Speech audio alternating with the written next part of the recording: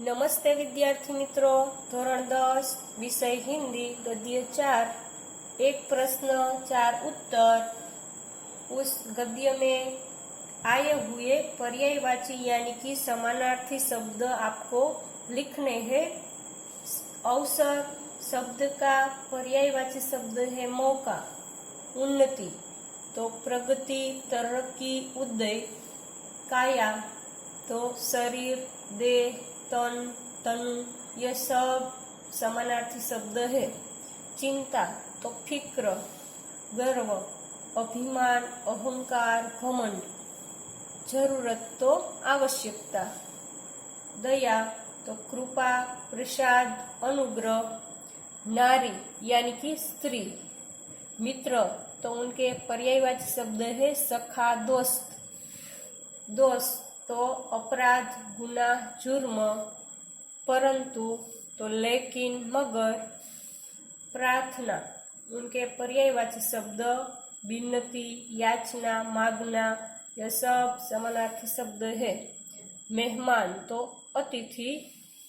पर्याप्त यानी कि काफी, पूरा, यथेष्ट। मेजबान तो यजमान। मेहनत तो परिश्रम, श्रम, प्रयास, प्रयत्न, कोशिश, चेष्टा। यह सब समानार्थी पर्यायवाची शब्द है। व्यर्थ यानी कि फिजूल, नाहक, फालतू। मुल्क तो स्वदेश। संसार तो विश्व, जगत, दुनिया, सृष्टि। ये सब समानार्थी शब्द है। युवक तो तरुण। प्रतिज्ञा तो संकल्प, प्रण, इरादा। तो यहाँ पर समानार्थी शब्द दिए गए हैं, वो आपको लिखने हैं। उसके बाद विलोम शब्द, विरोधी शब्द लिखने हैं।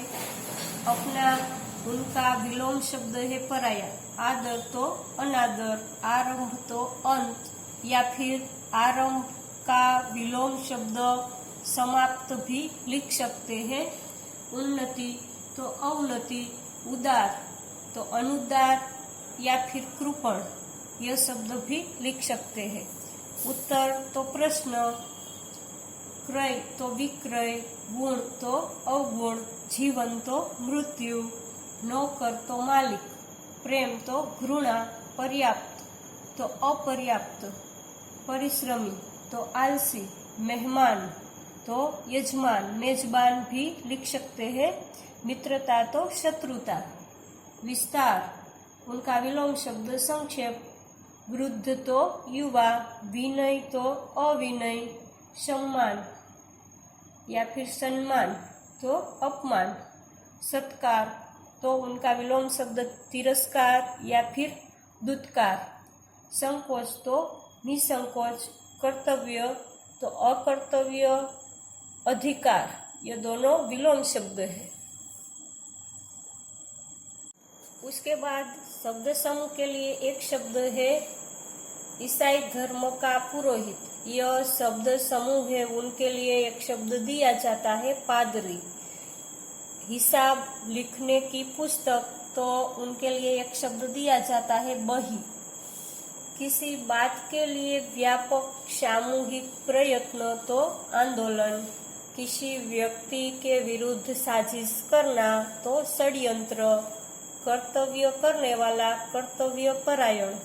जो विश्वास के योग्य न हो तो अविश्वसनीय। जितना जरूरी हो उतना, तो उसे पर्याप्त या फिर काफी कहा जाता है।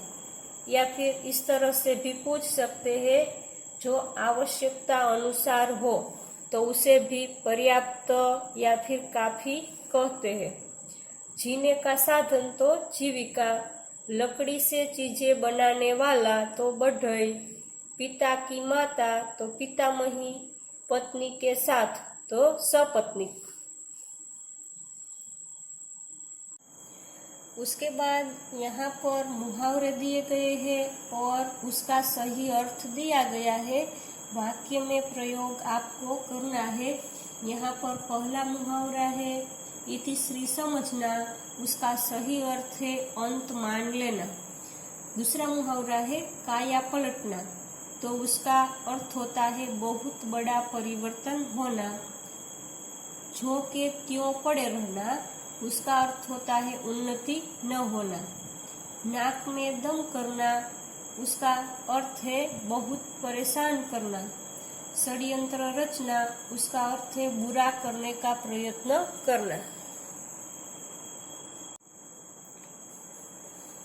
यहाँ पर दिए गए एक एक वाक्य के प्रश्न के उत्तर आपको लिखने हैं। पहला प्रश्न है, एक प्रश्न चार उत्तर, पाठ के लेखक कौन है? एक प्रश्न चार उत्तर, पाठ के लेखक श्री प्रकाश है। दूसरा प्रश्न है, ईसाई पादरी के अनुसार, यहाँ पर वाक्य पूर्ण करना है। ईसाई पादरी के अनुसार हम लोग अपने काम में गर्व नहीं लेते। कुटुंब व्यवस्था किस प्रकार नष्ट हो जाती है? पिता है वो मरने तक अपने पुत्र को घर का कोई काम नहीं बतलाता और अपना ज्ञान पुत्र को नहीं देता। इस प्रकार कुटुंब व्यवस्था नष्ट हो जाती है। प्रत्येक नागरिक को किस तरह कार्य करना चाहिए? प्रत्येक नागरिक को पूर्णतः लगन एवं निष्ठा और ईमानदारी से कार्य करना चाहिए। भगवान की मूर्ति की स्थापना करने के बाद, यहाँ पर वाक्य पूर्ण करना है। भगवान की मूर्ति की स्थापना करने के बाद उनके कहे अनुसार चलना चाहिए। लेखक को किस बात की खपत है? खपत यानी कि धुन। लेखक को हमारे देश की उन्नति क्यों नहीं होती, यह जानने की खपत है। विदेशी महिला ने देश की अवनति का कारण क्या बताया? या फिर विदेशी महिला ने देश की अवनति का कारण बताया, वाक्य पूर्ण करना है। या फिर क्या बताया, इस तरह का प्रश्न भी पूछ सकते हैं। यहाँ पर विदेशी महिला ने देश की अवनति का कारण हमारा आलस्य बताया। वृद्ध स्त्री के अनुसार, वाक्य पूर्ण करना है। वृद्ध स्त्री के अनुसार भारत में लोग दूसरों को आगे नहीं बढ़ने देते। वृद्ध सरकारी कर्मचारी ने क्या उत्तर दिया? वृद्ध सरकारी कर्मचारी ने उत्तर दिया कि हम लोग अपनी जिम्मेदारी नहीं समझते।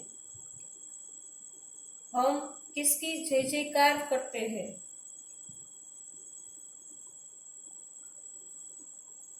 हम बड़े बड़े नेताओं की जय जयकार करते हैं। सच्चा देशभक्त कौन है? सच्चा देशभक्त वही है जो अपना कर्तव्य ठीक से करता है। गद्य का साहित्य प्रकार क्या है? गद्य का साहित्य प्रकार लेख है। उसके बाद दो तीन वाक्य में उत्तर आपको लिखने हैं। यहाँ पर पहला प्रश्न दिया गया है, हमारे देश में किस प्रकार जागृति आ सकती है? उसका उत्तर दो तीन वाक्य में आपको लिखना है। दूसरा प्रश्न है, मनुष्य समाज को संगठित करने के लिए हमें क्या करना चाहिए? यह प्रश्न का उत्तर लिखना है। तीसरा प्रश्न है, तुम लोगों में उदारता नहीं है, तो यह कथन है, उनका आशय स्पष्ट करना है। सविस्तार उत्तर यानी कि 5-6 वाक्य में उत्तर देना है। पहला प्रश्न है, ईसाई पादरी ने लेखक के प्रश्न का उत्तर किस प्रकार दिया?